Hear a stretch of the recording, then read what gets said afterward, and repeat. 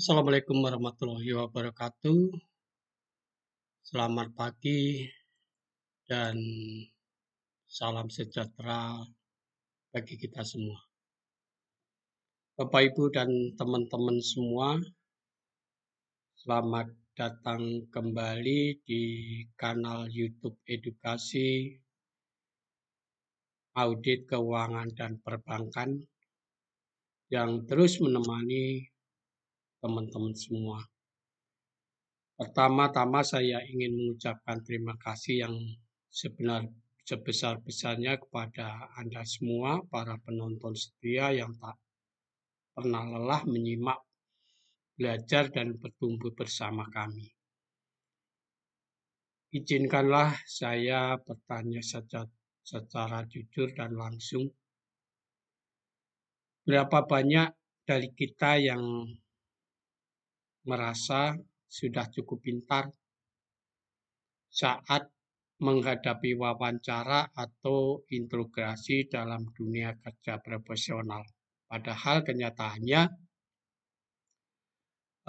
kita gugup, kehilangan arah,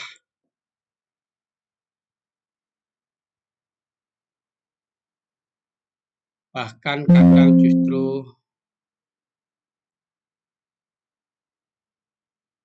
membuka kelemahan kita sendiri. Di pertemuan sebelumnya kita sudah membahas tentang membangun koneksi dan menciptakan rasa percaya, materi yang jika Anda pahami dan terapkan bisa menjadi fondasi yang luar biasa dalam membentuk relasi yang sehat dan profesional. Namun, hari ini kita akan melangkah lebih dalam lagi dan lebih tajam. Kita akan membahas tentang strategi wawancara dan integrasi awal. Topik yang tidak hanya penting tapi bisa jadi penentu apakah Anda akan berhasil menggali kebenaran atau malah dikendalikan oleh narasumber Anda sendiri. Jadi, pastikan Anda fokus, jangan hanya jadi penonton pasif. Karena dalam dunia audit dan investigasi, satu kalimat yang salah bisa berarti kehilangan data, kehilangan kepercayaan, bahkan kehilangan karir. Bapak, Ibu, dan teman-teman semuanya, wawancara awal bukan sekedar basa-basi. Ini adalah panggung pertama di mana kebenaran mulai tergoyahkan dan kebohongan mulai terbaca. Jika Anda salah strategi di menit pertama, pelaku akan membangun benteng narasi yang sulit ditembus. Tapi jika Anda tepat, mereka bisa runtuh bahkan sebelum masuk ke sesi integrasi formal. Strategi pertama adalah kita perlu menciptakan kenyamanan semu. Berpura-puralah netral, gunakanlah nada tenang, penuh empati, berikan ruang bagi pelaku merasa aman. Karena orang yang merasa aman akan lebih cepat lengah. Kedua, ajukan pertanyaan terbuka lalu biarkan mereka bicara. Bukan untuk mendengar jawaban tapi untuk menangkap jeda, getaran suara, dan inkonsistensi. Semakin mereka berbicara, semakin besar peluang mereka tergelincir. Yang ketiga, catat detil-detil kecil ya. Cara mereka menjawab, cara mereka menghindar tatapan, bahkan cara mereka duduk, semuanya bisa menjadi petunjuk dan Jangan langsung masuk ke pertanyaan, tapi bangun perangkap pelan-pelan. Wawancara awal bukan tentang mengejar pengakuan, tapi memancing pertentangan logika. Karena sekali lagi berlaku terjebak dalam ceritanya sendiri. Interogasi lanjutan tinggal memutar ulang kejatuhannya. Bapak, Ibu, dan teman-teman semuanya, kalau Anda berpikir bahwa wawancara dengan pelaku fraud hanya soal tanya jawab biasa, maka Anda sedang bermain di level yang sangat berbahaya. Kenapa? Karena Anda berhadapan dengan seorang yang bisa jadi lebih siap, lebih licik, dan sudah menyusun narasi sejak awal sebelum Anda duduk di ruangan itu. Bapak, Ibu, dan teman-teman semuanya, hari ini kita akan membahas secara lugas tentang bagaimana memahami sebenarnya tujuan dari wawancara dengan pelaku fraud. Bukan sekedar mendengar jawaban, tapi menggali informasi yang benar, jujur, dan bisa diuji. Kedua, kita akan bahas teknik efektif untuk mengumpulkan informasi, bukan hanya yang diucapkan, tapi juga dari bahasa tubuh, reaksi emosional, bahkan dari keheningan mereka. Yang ketiga, kita akan belajar bagaimana cara mengklarifikasi atau mengkonfirmasi bukti, karena satu dokumen tidak akan bicara sendiri. Anda yang harus membuatnya berbicara. Yang keempat, kita akan identifikasi cara untuk mengetahui siapa saja pihak lain yang terlibat. Karena pelaku utama jarang bekerja sendiri, selalu ada jaringan, kolusi, dan permainan yang lebih besar di baliknya. Kita juga akan bahas tahapan wawancara dari perencanaan hingga penutupan. Dan tentu saja kesalahan umum yang kerap dilakukan auditor, penyidik, atau investigator, seperti terlalu cepat menyimpulkan atau gagal membaca sinyal-sinyal kebohongan. Ini juga kita akan bahas. Ingat baik-baik teman-teman, wawancara bukan sekedar bertanya. Wawancara adalah seni membaca pikiran sambil tetap terlihat netral. Mari kita masuk ke dalam strategi teknik yang akan mengubah cara Anda memandang proses investigasi. Bapak, Ibu, dan teman-teman semua, mari saya ajukan satu pertanyaan yang tajam.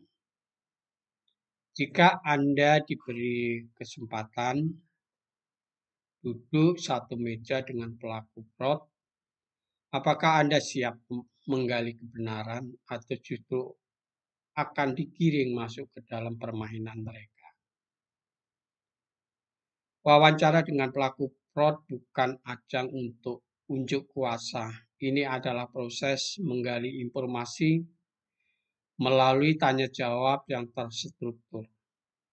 Bukan sembarang ngobrol, bukan main tuduh, tapi sebuah pendekatan yang penuh strategi dan kendali. Dan inilah yang sering dilupakan oleh teman-teman semua.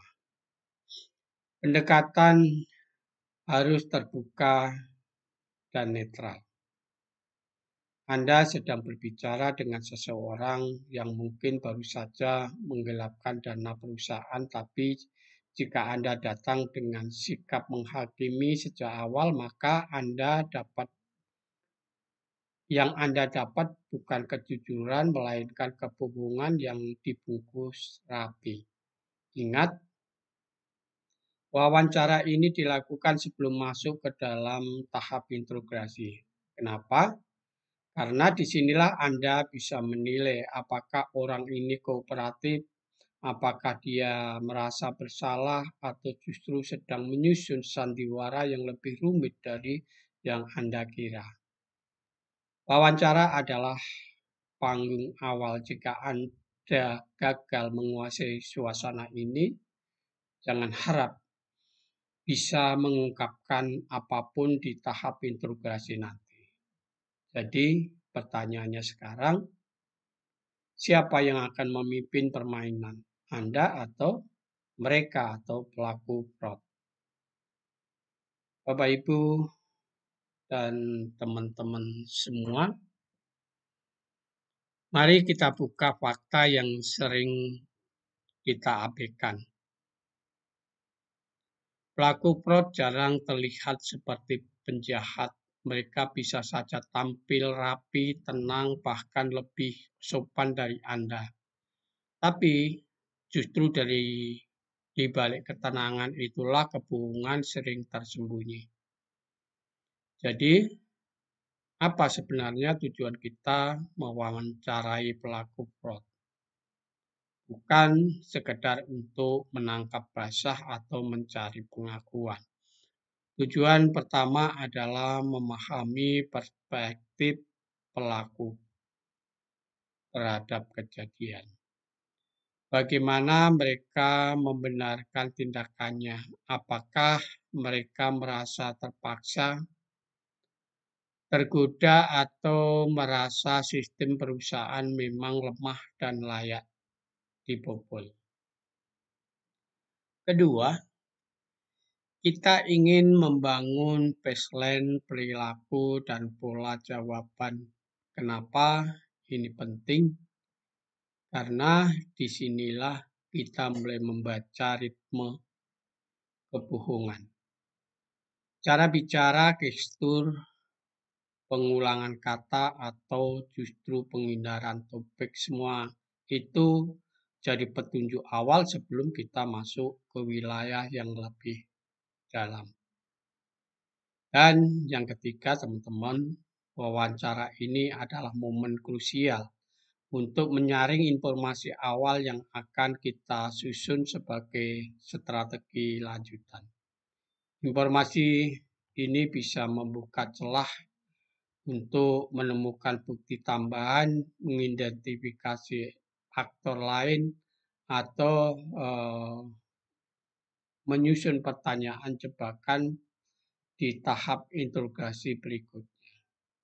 Jadi ingat teman-teman, wawancara ini bukan akhir, ini adalah pintu masuk. Dan Anda hanya punya satu kesempatan untuk membaca situasi dengan jeli sebelum pelaku menutup semua pintu dengan kebohongan. Bapak, Ibu, dan teman-teman semua, kalau Anda datang ke wawancara dengan pelaku fraud sambil membawa daftar pertanyaan ya atau tidak, maka izinkan saya mengatakan Anda sedang menggali informasi dengan sendok teh di medan tambang. Pengumpulan informasi yang efektif bukan tentang seberapa banyak Anda bertanya, tapi seberapa dalam respon yang bisa Anda gali. Dan kuncinya adalah gunakan pertanyaan terbuka. Contoh, bukan apakah Anda mengambil uang itu, tapi ceritakan kembali kejadian tersebut dari awal sampai akhir. Kalimat seperti itu memaksa narasumber untuk membangun cerita, menjelaskan kronologis, dan secara tidak sadar membuka celah dalam kebohongannya. Ingat, pelaku fraud bisa menghafal jawaban singkat, tapi mereka sulit mempertahankan kebohongan dalam cerita panjang. Bapak, Ibu, dan teman-teman semua, yang perlu Anda perhatikan adalah hindari pertanyaan yang mengarah atau menuduh. Kalau Anda sudah terlihat agresif sejak awal, mereka akan langsung membangun tembok pertahanan. Anda akan dihadapi dengan diam, pengalian, atau kebohongan yang sudah dipoles habis. Dan satu hal yang paling diremehkan adalah dengarkan secara aktif. Bukan hanya isi jawabannya, tapi nada suara, jeda, gestur, dan ekspresi matanya. Kadang kebenaran justru muncul saat mereka tidak bicara. Jadi teknik pengumpulan informasi bukan soal banyaknya pertanyaan, tapi tentang kejelian membaca dan menggali di balik setiap kata-kata dan sikap mereka. Pertanyaannya, Anda mau jadi pewawancara atau hanya sekedar sebagai pencatat? Bapak, Ibu, dan teman-teman semua, jangan pernah masuk ke ruang wawancara seperti detektif amatir yang langsung membentangkan semua bukti di atas meja. Ingat baik-baik, bukti adalah senjata dan senjata tidak pernah diberikan ke lawan begitu saja. Tujuan utama kita dalam tahap ini adalah mengklarifikasi dan mengonfirmasi bukti yang sudah kita kumpulkan. Artinya apa, teman-teman? Cocokkan setiap pertanyaan pelaku dengan fakta di tangan Anda. Kalau dia bilang saya tidak pernah menyentuh dokumen itu, maka Anda harus siap menyodorkan bukti akses sistem, log email, atau revisi digital membuktikan sebaliknya. Tapi ingat, bukan langsung di awal. Biarkan dia dulu menyusun narasinya. Dan inilah yang sering dilupakan banyak orang. Gunakan teknik pertanyaan lintas. Misalnya, apakah Anda tahu alasan dokumen ini berubah setelah ditandatangani oleh atasan Anda? Pertanyaan ini tidak frontal tapi tajam. Tujuannya memancing pelaku untuk bicara, mengelak, atau bahkan terpancing membuka detail yang sebelumnya tidak Anda ketahui. Yang paling penting, jangan pernah tunjukkan seluruh bukti di awal sesi, karena sekali semua kartu dibuka, Anda kehilangan kendali permainan.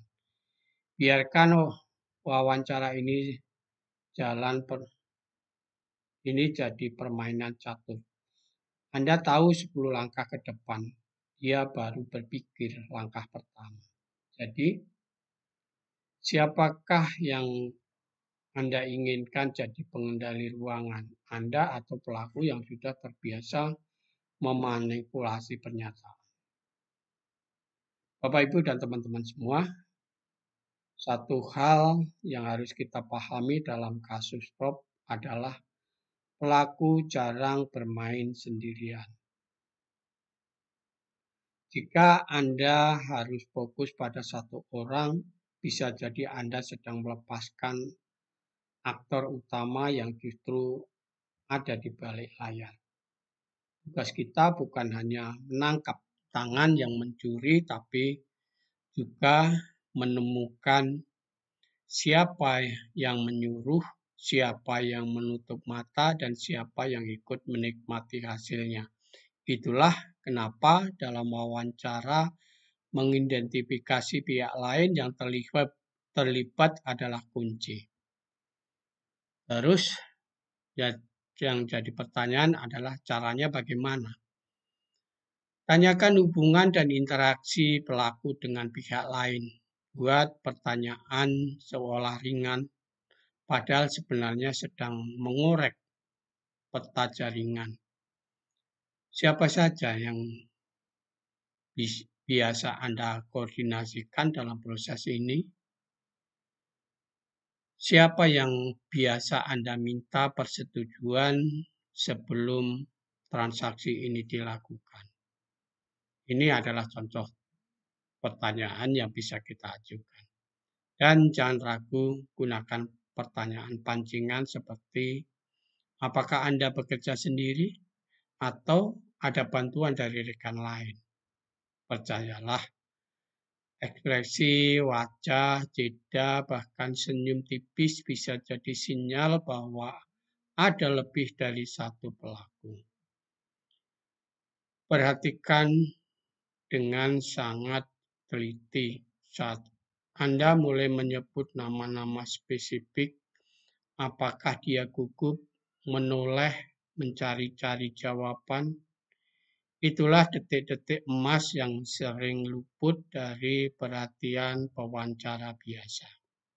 Ingat, teman-teman, menemukan satu pelaku adalah pencapaian, tapi mengungkap jaringan di baliknya itu yang membedakan investigator biasa dengan investigator kelas profesional.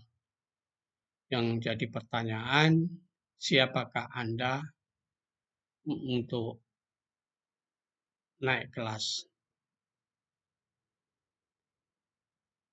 Bapak, Ibu, dan teman-teman semua,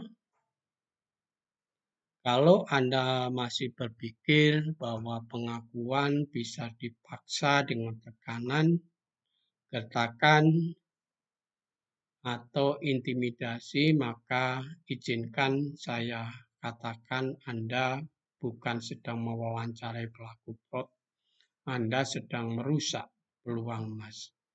Pengakuan sejati yang kuat secara hukum dan bernilai investigatif hanya bisa didapatkan jika diberikan secara sukarela, dan itu bukan datang karena Anda menakut-nakuti, tapi karena Anda mampu membangun suasana yang terbuka dan tidak mengancam.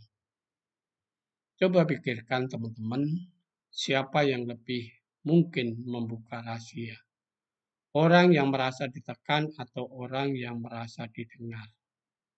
Gunakan empati, bukan berarti membenarkan perbuatannya, tapi menciptakan ruang di mana pelaku merasa aman untuk jujur.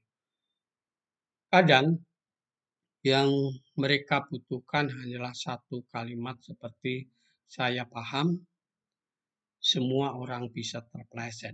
Tapi yang penting sekarang bagaimana kita memperbaikinya.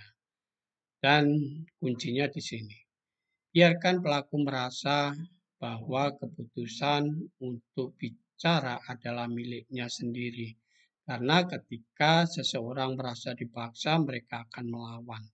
Tapi ketika mereka merasa memilih untuk jujur, maka mereka akan bicara lebih dalam, lebih luas, dan lebih rinci dari yang Anda bayangkan. Itulah seni sebenarnya dalam wawancara fraud. Bukan soal mendominasi, tapi soal mengarahkan tanpa terlihat mengarahkan. Dan pada akhirnya, pelaku justru merasa lega karena bicara. Pertanyaannya, bisakah Anda menciptakan momen seperti ini? Bapak, Ibu, dan teman-teman semua, banyak orang yang masih keliru mengira wawancara dan interogasi itu sama. Padahal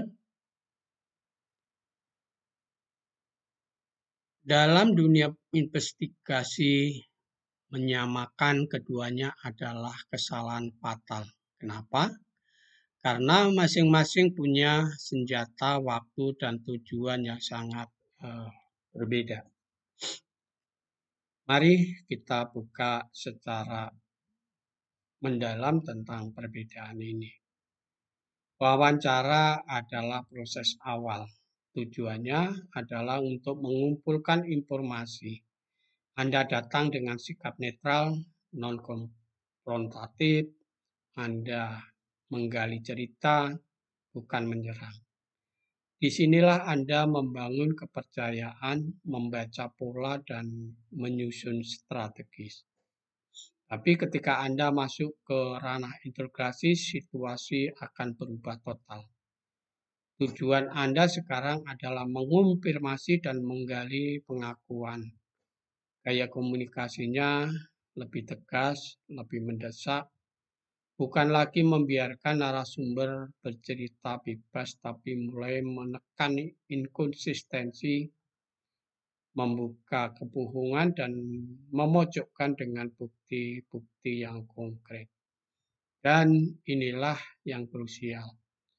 Wawancara bukan di tahap awal saat Anda masih menghimpun potongan informasi, sementara interogasi hanya boleh dilakukan saat bukti sudah cukup.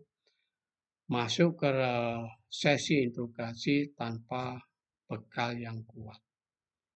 Itu seperti peperangan tanpa amunisi, bunuh diri, investigasi. Jadi, bedakan perannya. Wawancara adalah seni mendengar, interogasi adalah seni menekan. Dan jika Anda salah memilih waktu atau pendekatan, bersiap kehilangan kejujuran dan seluruh kasus. Bapak Ibu dan teman-teman semua, kalau Anda mengira wawancara itu cuma duduk, tanya, lalu pulang, Anda sedang meremehkan seni intelektual paling tajam dalam investigasi. Wawancara awal bukan ajang spontanitas, ia adalah strategi, dan seperti strategi dalam perang, ada tahap-tahap yang harus dimainkan dengan presisi. Tahap pertama-tama yaitu pembukaan. Disinilah Anda membangun kepercayaan, bukan dengan bahasa basi murahan, tapi dengan sikap profesional, tenang, dan netral. Ingat, orang hanya akan bicara kalau mereka merasa aman, bukan diserang. Jadi, kalau dari awal nada suara Anda sudah menghakimi, maka selamat. Anda baru saja menutup pintu informasi. Lanjut ke tahap 2, penggalian. Ini bukan tanya jawab acak. Ajukan pertanyaan secara progresif. Mulai dari netral, lalu tajam pelan-pelan. Bacalah respon mereka. Ketika jawaban mulai goyah, saat itu Anda tahu Anda sedang mendekati pusat kebohongan. Dan terakhir, penutup. Bukan sekedar terima kasih, tapi simpulkan jawaban, catat inkonsistensi, dan siapkan transisi untuk langkah berikutnya. Jangan pernah biarkan wawancara ditutup tanpa arah. Itu seperti menulis cerita tanpa akhir. Wawancara awal adalah panggung utama. Jika Anda gagal memainkannya, maka jangan harap bisa mengejar kebenaran di babak berikutnya. Jadi, pertanyaannya sekarang, Anda mau jadi pewawancara atau penonton dari kebohongan yang lolos begitu saja? Bapak, Ibu, dan teman-teman semua, jika Anda masuk ke ruang wawancara dengan wajah datar, tangan menyilang, dan tatapan menghakimi, maka jangan heran kalau pelaku langsung pasang tembok. Ingat baik-baik, kepercayaan bukan sesuatu yang diminta, itu sesuatu yang dibangun. Strategi pertama adalah tunjukkan sikap hormat dan terbuka. Jangan meremehkan nilai dari sapaan yang tulus, nada yang tenang, dan bahasa yang netral. Pelaku mungkin bersalah, tapi jika Anda memperlakukannya seperti musuh, maka Anda hanya akan dapat kebohongan, bukan informasi yang seperti yang kita butuhkan.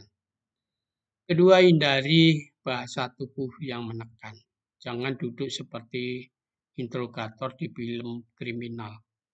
Jangan tunjuk-tunjuk, jangan mengebrak meja. Karena sesungguhnya ketenangan justru lebih menakutkan dan lebih membongkar daripada tekanan.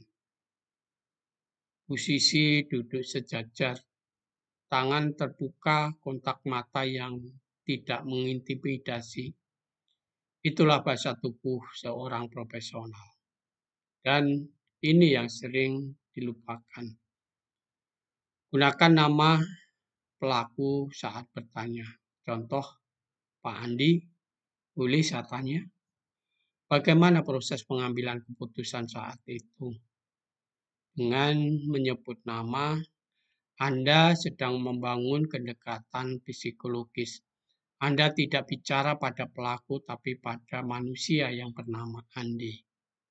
Itu membuat mereka merasa dihargai dan jauh lebih mudah untuk membuka diri. Jadi pertanyaannya sekarang, apakah Anda akan jadi pewawancara yang menciptakan kepercayaan atau justru jadi alasan mengapa pelaku memilih diam dan menyembunyikan semuanya? Bapak, Ibu, dan teman-teman semua, dalam dunia wawancara investigatif, satu langkah yang ceroboh bisa mengubur seluruh kebenaran.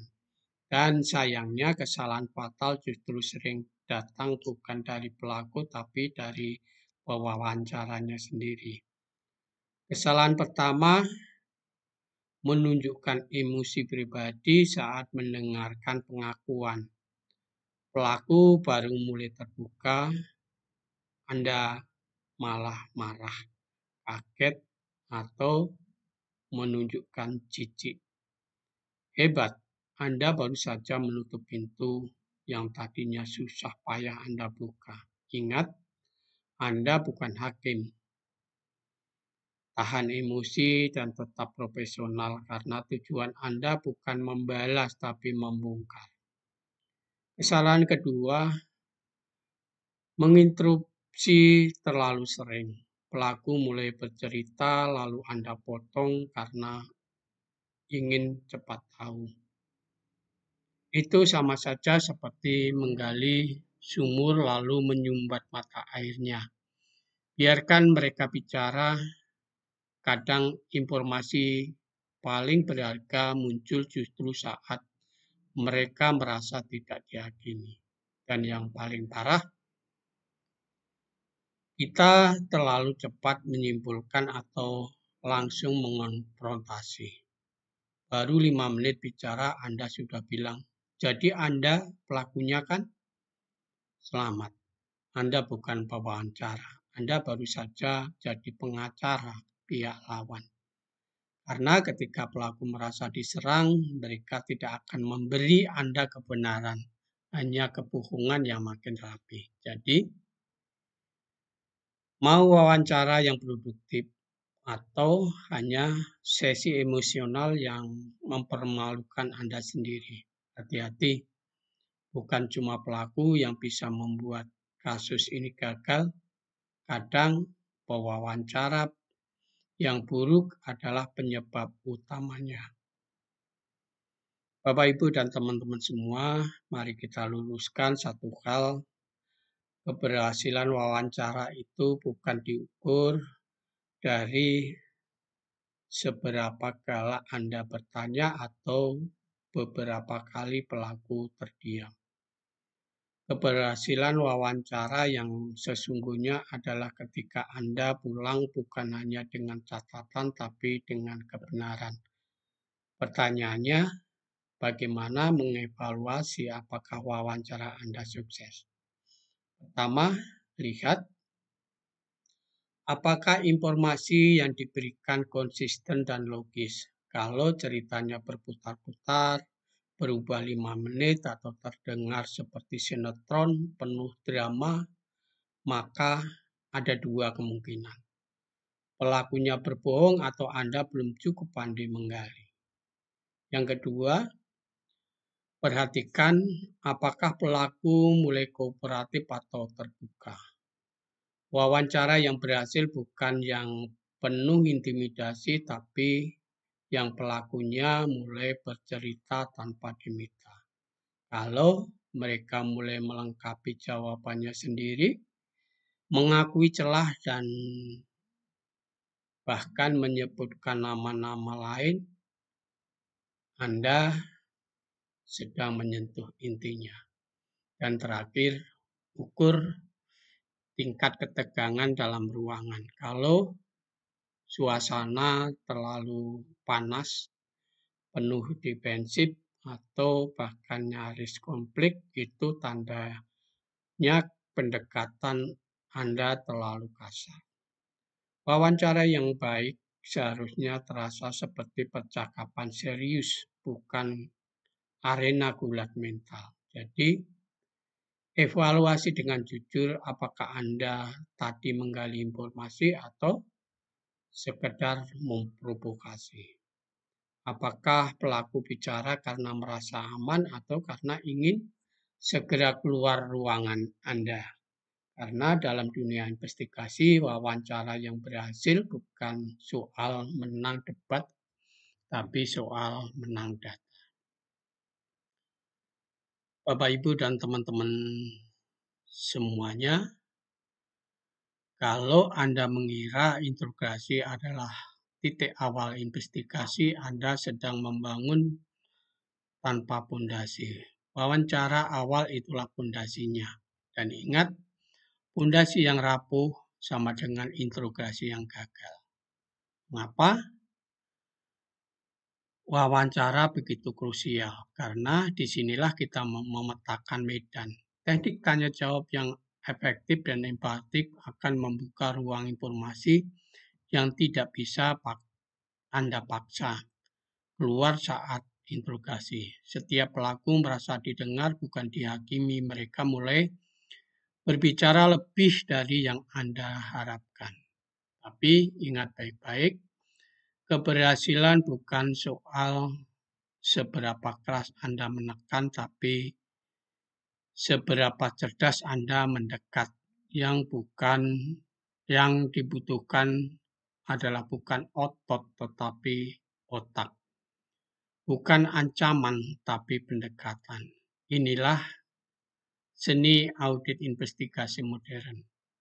Menggabungkan logika, psikologi, dan strategi. Dan semua itu dimulai dari satu hal, yaitu wawancara awal yang tepat.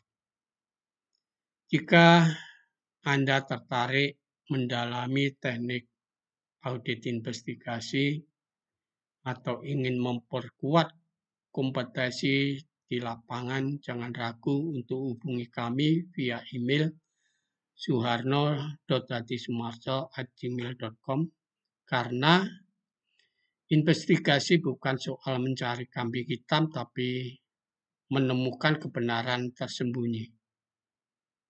Pertanyaan saya adalah, siapkah Anda jadi bagian dari yang ahli ini?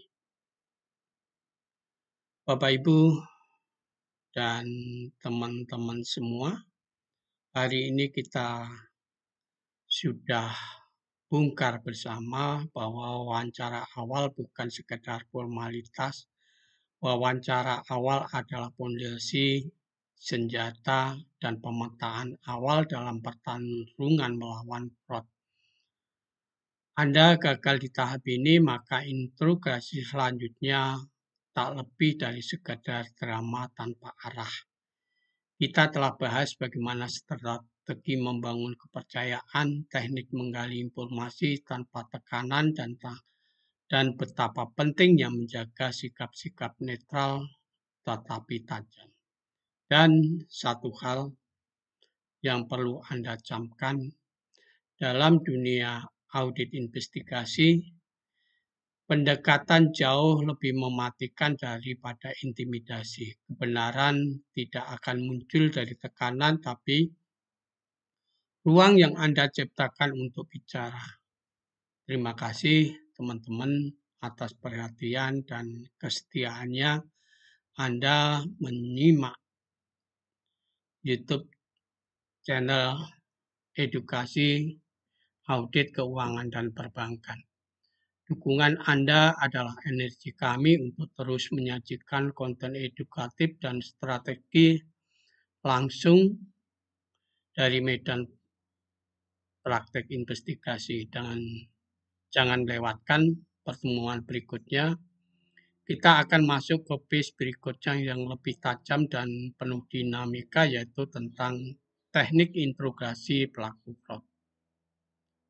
Apa yang boleh dan tidak boleh. Bagaimana membongkar kebohongan yang sudah dikemas rapi. Semua akan kita bahas hanya di channel ini. Semoga pembahasan hari ini bermanfaat dan memberikan